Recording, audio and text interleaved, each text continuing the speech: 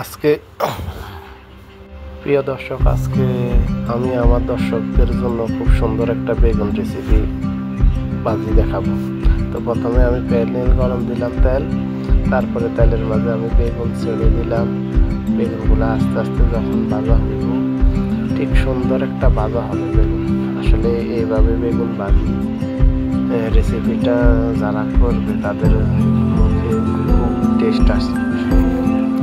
তো আসলে প্রথমে তেলটা একটু গরম করে নিতে হয়, তারপরে বেগুনটা সুন্দর করে কাইটা, তারপরে ওখানে লবণ, হলুদের গুঁড়ো, মরিচের গুঁড়া এবং মিক্স মশলা দিয়ে মাখিয়ে তারপরে প্যানেলে দিতে হয়। তারপরে আমি একটা কড়াই গরম করলাম, ওখানে তেল দিলাম। তেল গরম হওয়ার পরে পেঁয়াজ কুচি খুব ভালো করে পেঁয়াজগুলারে একটু সিদ্ধ করে তেলের মধ্যে নিতেছি।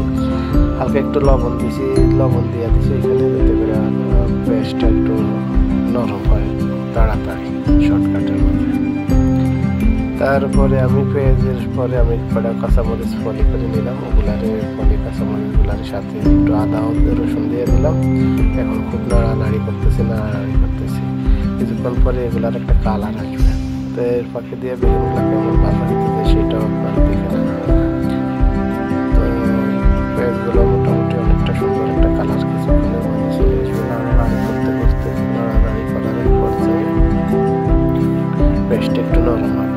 আসলে এটা প্রবাসীদের জন্য বানানো, যারা আমরা প্রবাসে থাকি তারা তো খুব সহজে রেসিপি বানাতে পারে না, তাই তাদের জন্য এই রেসিপিটা বানানো হয়েছে। এদিক দিয়ে বেগুনটা ভাজিটা অনেক সুন্দর হয়ে গেছে, কালারটা সুন্দর আসছে।